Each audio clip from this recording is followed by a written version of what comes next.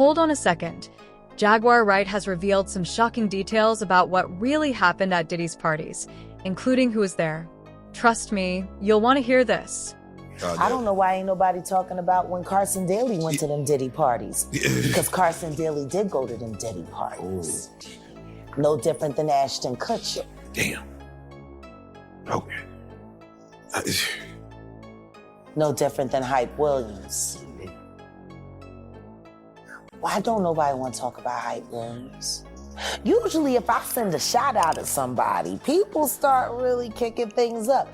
But it's almost as if Hype is like living under some wheat germ grass or under Russell Simmons' ass in Bali. Is it time to put Hype Williams on a milk cart? Everyone that was not my color believed me. It was my people that needed convincing. If someone like the Diddler is your hero, then you should hurry up and go to hell with him.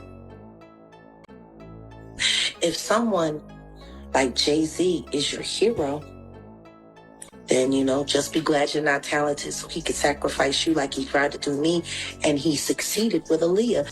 Stevie J should be charged. Mary J. Blige should also be charged. Jennifer Lopez should definitely be charged.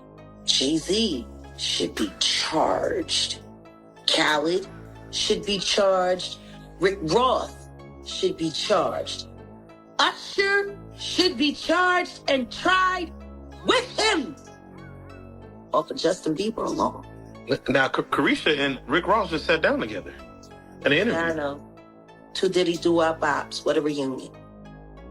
In a recent interview with Real Life Productions, Jaguar Wright lifted the curtain on the chaos that took place at Diddy's white parties. And honestly, it's pretty disturbing. People say they went to Diddy parties and they felt like something was off and decided to leave, or they got invited to another room and they decided to go because they felt like it wasn't right, or whatever the case may be. He's literally walking in there, not thinking.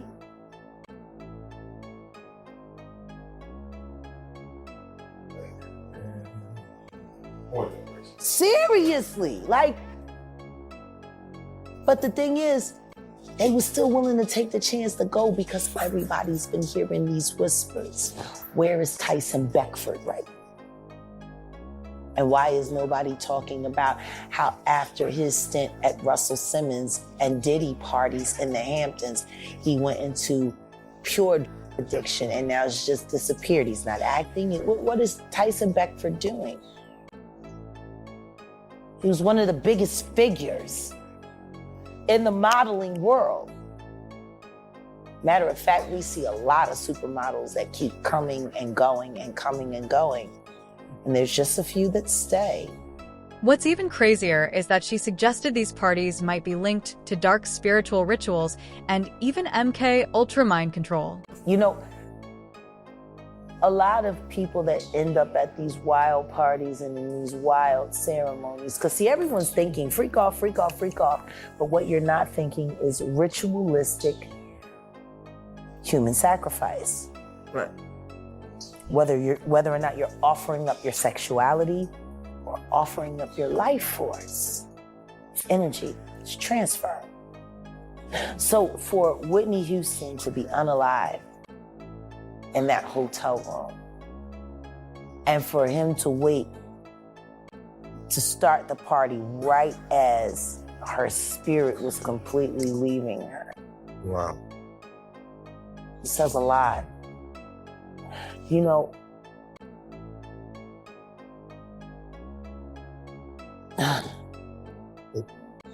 And Jack, what I was gonna say was, and even in the Piers Morgan interview, he was asking about what happens at these parties. We've seen visual evidence to where, again, Nature Boy is locked up for life, but he himself had visual evidence of him wanting to take advantage of a woman or make love or whatever you want to call it while other women are dancing in the ritualistic dance around him. These are all spiritual seances. You gotta understand, these are practices that have been around long before they started choreographing society. We're talking about thousands and thousands of years things were happening here. It wasn't until the past 500 years that the world has gotten caught up into such wild, like nothing. Oh no, that's not real. That's fake. That's not real. Programming though, they started Very giving much us. so. Yeah. MK Ultra. Cloning. Whether they're cloning consciousness or literally cloning physical body. And now we know they're capable of doing both. It gets even wilder. A guest at one of Diddy's parties, adult star Sienna Grace, opened up about her experience at a birthday bash for Diddy's son, Christian.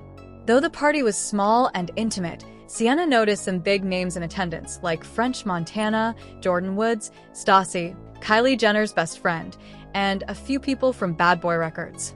Diddy showed up to bring out his son's birthday cake, but according to Sienna, he wasn't very engaged with the crowd and mostly kept to himself. She also shared an interesting detail about how celebrities signal interest in someone at these parties.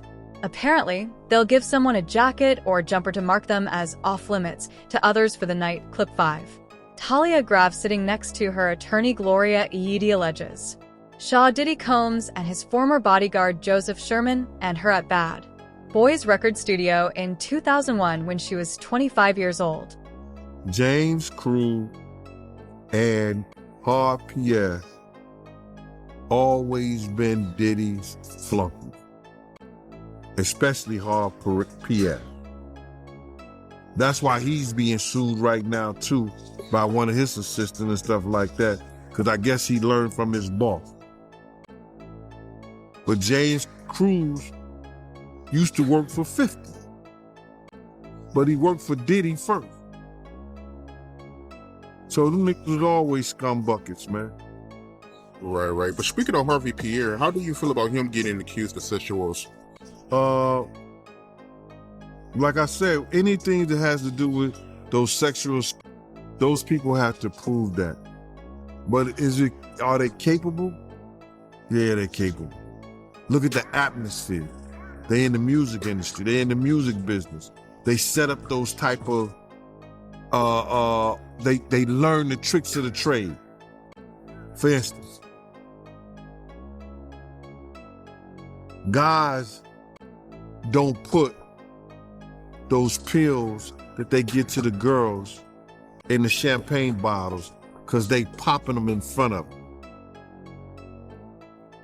Most of those girls, especially if they like mixed drinks, you understand, they see the bottles when they open them.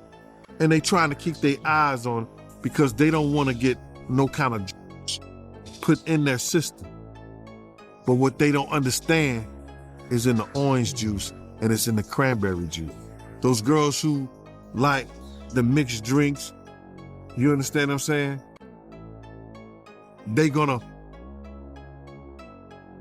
pull their own sexual act because they don't understand it ain't in the bottles, it's in the juice.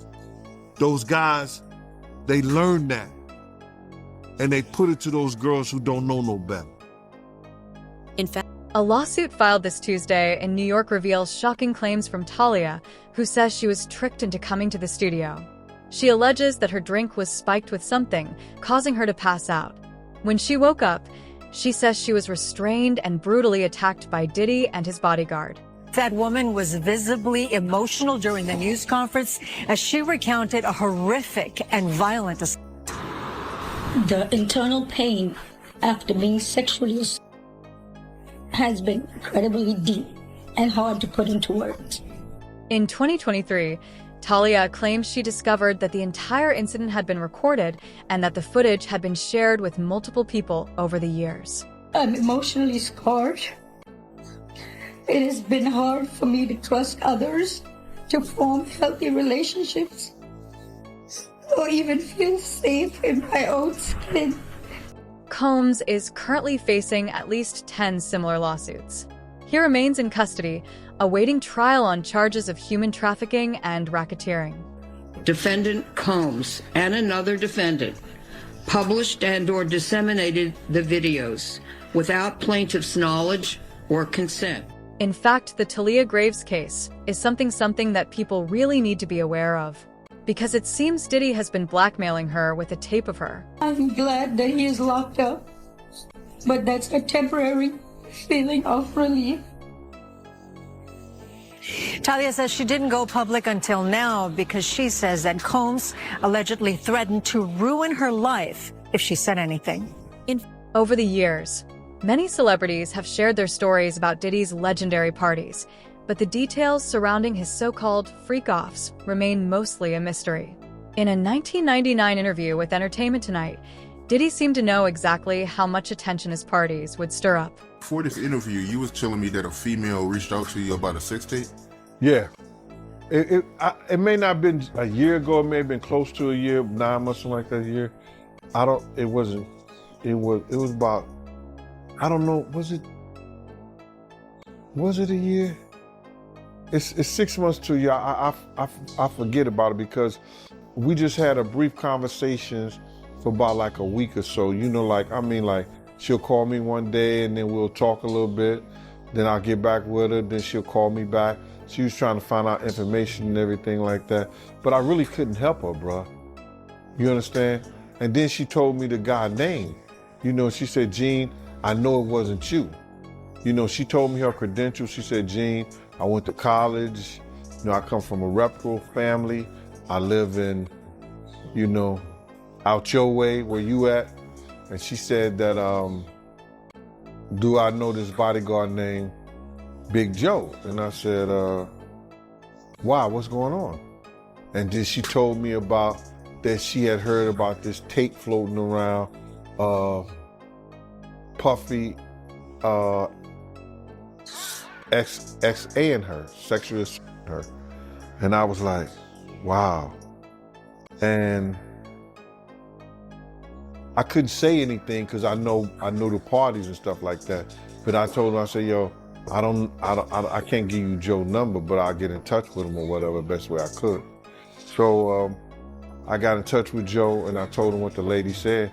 And he just said that she you know, she didn't know anything about it and that, you know, it was felonious. So then the lady had told me she didn't want Joe. She just wanted a copy of the tape so she could bring charges up on Puff. So I said to her, he said that no tapes exist. That tape doesn't exist. You understand? So I gave her that information. I let Joe know, I let her know, and that was basically it. Do you believe the tape exists?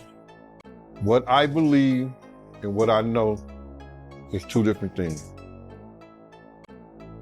I was told, when this is a word around town, that the tape exists. I never saw the tape.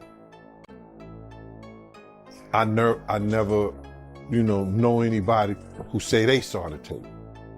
See, what happens is that, man, when you have a certain status in Harlem, you are privy to a lot of information, or you're privy to stuff that happens in the street. And there was information in the streets that a tape like that existed. How true it was, I don't know, because I don't look for that stuff. I'm not trying to find that. And that's what it was. What's on the tape?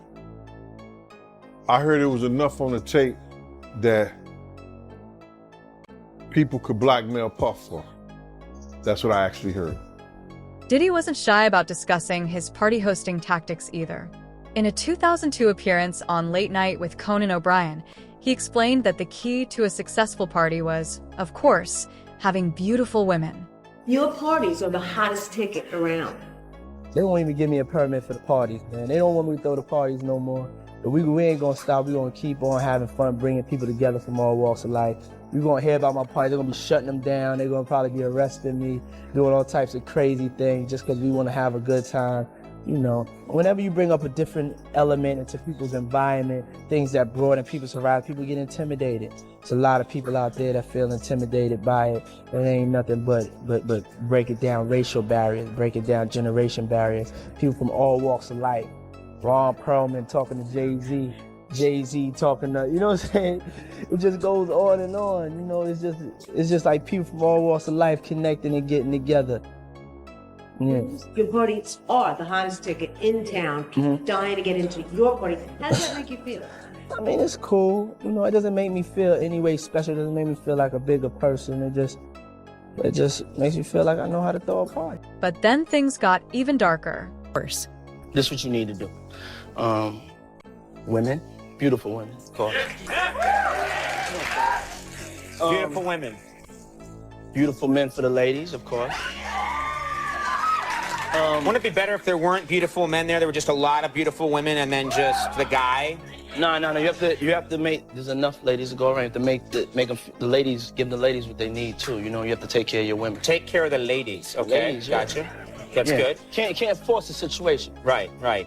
What about? Can't force a square peg into a round hole. That's the story of my life. Okay, you need that. I wish you had told me that a long time ago.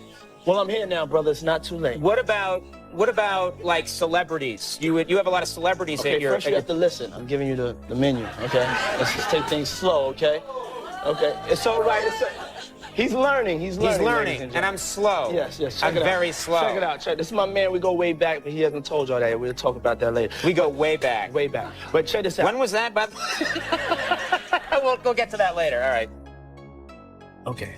Now we need alcohols. Right. Alcohols. Right. Not just one alcohol. Alcohols. Right. Just Plurals. different blend. You need the ladies. You need the booze. You need some water. For watering plants? No. What? And the answer just got worse. No, I don't know if guys have noticed this. Like, a lot of ladies drink water at parties. They just, you know, so if you don't have what they need, they're going to leave. Right. Got to keep them there. Right. You need locks on the doors. Okay, this is sounding kind of dangerous now. It's a little kinky, but yeah. Rock with me, but just check it out. You need a lot of heat. A lot of heat. Yeah. Heat. You mean that physically the place has to be hot? You don't have no air conditioning. No air conditioning. No. Why is that? Heat affects the alcohol, and it also affects, like, you know, everybody gets a little bit more comfortable and loose. Builds up a nice little sweat. That just sounds disgusting. What are you doing? No. Depends on the way you look at it. Over the years, several high-profile figures have opened up about their experiences at Diddy's parties. In a 2019 interview on Hot Ones, Ashton Kutcher admitted he had some wild memories from these gatherings, but chose to keep most of them to himself. Wow, okay, I've got a lot I can't tell. So, can't tell that one either. I mean, I'm like actually cycling through them. There was one moment, so it's not really a party story, but our relationship was really bizarre. So it started over punked, because he was like, yo, don't punk you me. can't punk me. And I was like, I don't know what to tell you. Everybody's on the table. He's like, not me, I'm off the table. And so that started our conversation. We became fast friends, and we used to just hang out and watch football together.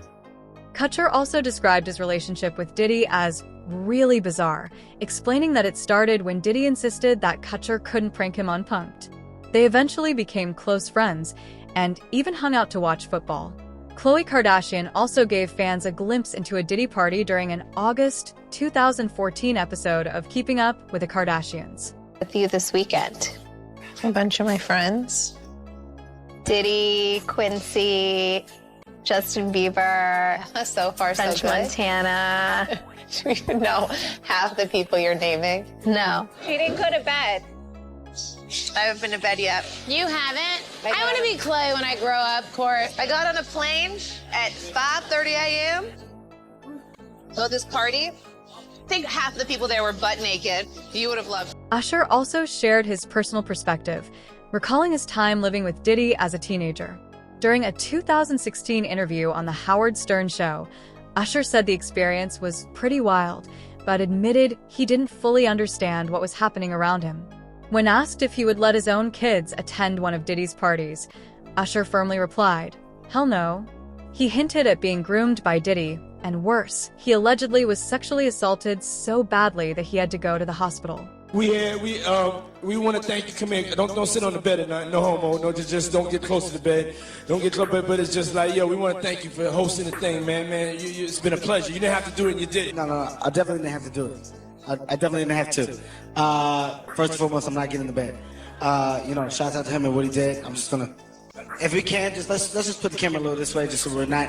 I don't want my shot to even, like, I don't want it to come close to the bed at all. Usher look like he fresh off goddamn plane. Fresh off the guard stage. That's my brother right here from day one. We used to wake up and, I mean, damn, pause, but like that's how. I mean, back in the days when he was like 10 and I was a little bit older, his older brother, we used to fight over the Frosted Flakes. You know what I'm saying? Before pause was invented. You know what I'm saying? But it's my brother for real. We used to actually wrestle off of the Frosted Flakes because he used to always get up early. Now he's one of the richest dogs in the world. And Yo, what the did Puff just say? Nobody's gonna acknowledge this with me. Puff just said we used to wrestle over the Frosted Flakes, and we're streaming live. That was stupid. Listen, that was stupid. Listen, having a good time. Yo, Usher made it. That Usher was so severely hurt that he needed hospital treatment afterward. What happened to Usher? I heard about some music executives from the industry back in Harlem. You know, I heard it from some music executives back in Harlem. And I'm not going to speak on their name. They doing programs and everything like that, and they may be doing something. They may speak on it themselves. But I heard it from some music executives.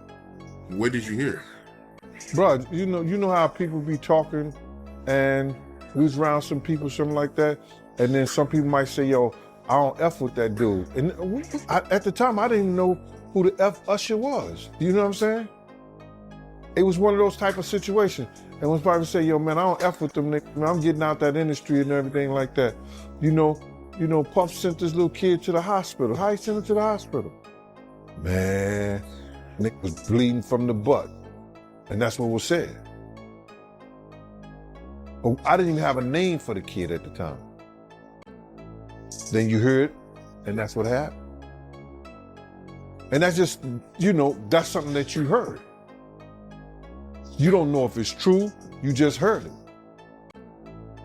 So, and just to hear this, and this new thing where they saying that they got kids coming forward and said that he did that, man, that's just crazy.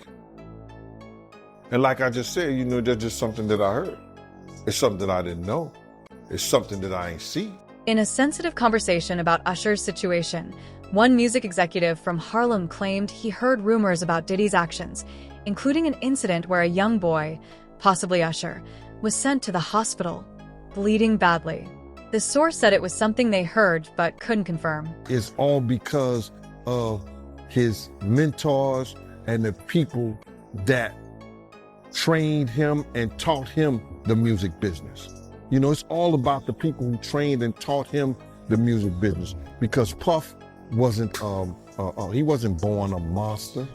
You know what I'm saying? He was made into a monster, brother. Do you understand what I'm saying?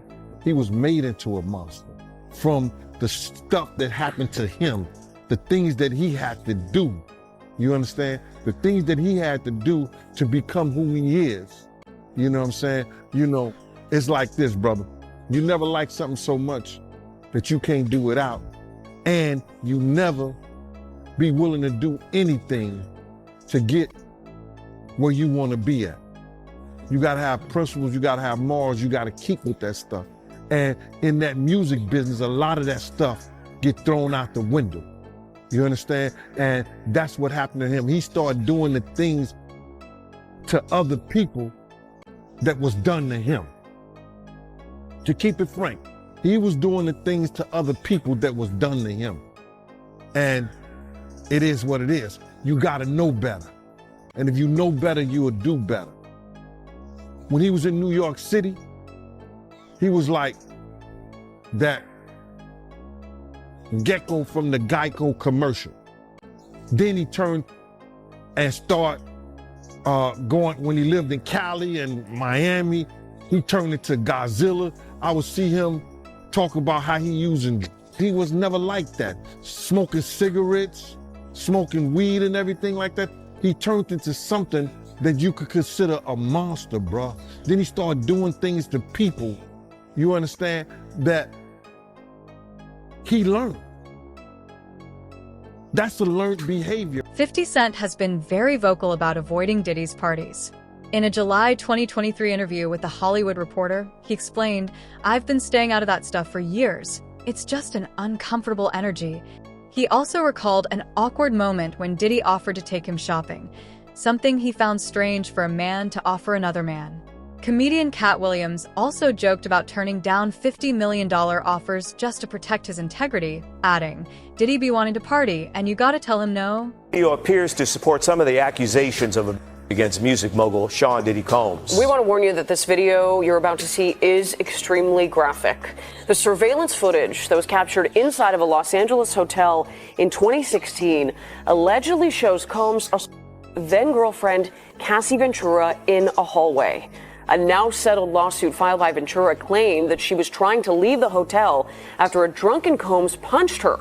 The video appears to show Combs chasing her down the hall, throwing her to the ground, and then repeatedly kicking. Meanwhile, Diddy's legal team is accusing the government of leaking damaging evidence, including a 2016 video showing him with his former girlfriend, singer Cassie. Diddy's lawyers argue that these leaks are undermining his right to a fair trial. Diddy is facing charges of racketeering, sex trafficking, and transportation for prostitution, which he denies. But the video evidence seems pretty clear. So difficult to reflect on the darkest times in your life. But sometimes you got to do that. I hit rock bottom, but I make no excuses. My behavior on that video is inexcusable. I take full responsibility for my actions in that video. I'm disgusted. I was disgusted then when I did it. I'm disgusted now. I went and I sought out professional help. I had to go into therapy. I'm going to rehab.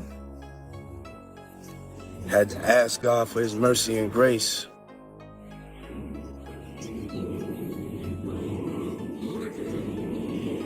I'm so sorry. But I'm committed to be a better man each and every day. I'm not asking for forgiveness. I'm truly sorry. After the video surfaced, Diddy publicly apologized for his behavior. Diddy can come back from this because a lot of people saying it's over for him. Oh, it is over for him. Come back to work. To be in the entertainment business? Listen to me, man. And I don't want to bring this guy's story up because it's old. And I know he's trying to live past it. But I'm going to bring it up anyway. Ray Rice, his wife, spit in his face. And he did what he did on that elevator. He ain't played one football game after that. Nowhere that I know of. He may have went overseas and played or something like that. I don't know that to be true. But he didn't play in the NFL, a hell of a running back. He ain't played not one down in the NFL after that. No endorsements. Nobody's going to have anything to do with old boy. And when they come out with this other stuff, he gonna come back to work. I wouldn't be surprised if he do the ultimate sin. Because bruh, he's such a narcissistic that he couldn't stand not being somewhere and not being seen. His whole life, his whole career was about him being seen in the public. It was about him, taking everybody else's dreams and making them his. And now, him nor his kids would profit from anything from Bad Boy or Sean Puffy Combs again. His kids is gonna suffer behind this. Wow, man, that's crazy to hear, man. And knowing Diddy, you think it's a good chance he might take his life? He was talking about taking his life at the City College thing. Yo, D. Ferg, ASAP Ferg father, say, yo, man, we gotta watch him, man. This nigga talking about killing himself. I say, so let him. If you're that weak, I said, let him. And he said, Eugene, why you say that? I said, man, listen to me, man. He ain't no good to nobody if he talking about hurting himself. His life don't belong to him. His life belong to God. What he should be trying to do right now is work his way towards God now, for real, and not that devil we've been worshiping. That those people got him believing, you understand, that's the true God. Because everything from what I know, since I've been around him, you know, everything that's gone forward has been that of the devil. The alcohol, the partying, everything has been of the devil. And he's been leading not only himself, our people, into some kind of damnation through his actions. But it seems he still hasn't learned his lesson. Diddy's attorney, Mark Agnifilo, said that the toughest part for Diddy while in detention on sex charges was the food. He even suggested that Diddy might be struggling so much in jail that he might consider taking his own life. Why haven't anybody came out defending Diddy? All these celebrity friends he have, and nobody came out. They brand. It's all about the money. They saw what he did to Cassie. With the kicking, the punching. They saw what they did to Cassie. They know did nobody in America like that. So now, these people are represented by a brand. Whether it's something about the music, clothing, movies. They're not gonna come out and speak on nothing that has anything to do with them. And they praying that they not on the tape doing crazy stuff, being oiled up in the whole 9 yards. They praying. So until the feds say, hey, yo, listen here. We got you on, hey, buddy, we got you on this tape. And girl looked like she was pretty young. We're not gonna show it, but we need you to come and testify against Brother Love, P. Diddy, Puff Daddy, you know, Sean Combs. That's when they're gonna start talking. And they're not gonna be talking in his favor. When the feds come to them and show them what they got on tape, because if he had 250 tapes all over, 250 cameras all over the house, somebody got caught stealing a cookie out the cookie jar. It could be your favorite pastor. It could be your favorite politician. But they didn't think they was being watched. And Brother Love was watching. Yeah, I mean, TD Jakes, he haven't even came out and said anything. And him and Diddy was real cool. Amen. Amen. Yeah, man. And I know the people in the congregation over there is shaking in their boots because this man didn't lead them probably, allegedly, probably led them to damnation because those people's hearts are going to be broken if that man is seen on those tapes doing anything. Because people always put their faith in the pastor instead of putting their faith in God. And what they need to do is understand that he's just a man. And he has a history. Not looking too good for him. So you feel like celebs are worried that they might be on tape? Oh, they know. That's why they ain't speaking up or saying nothing. Yeah, I was at a Diddy party, but I know I ain't do nothing.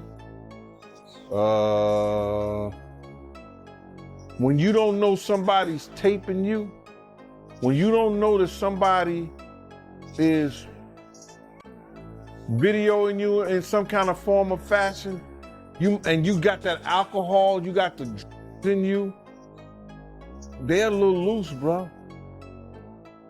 They let down all their inhibitions. The music is pumping. He said it himself. He got it so hot in there that you got to take your clothes off. He said that himself, bro.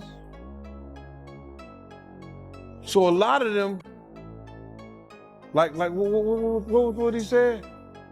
I think a lot of them was being swallowed. Have you ever been swallowed? They tell off on themselves all the time, man. You just gotta listen.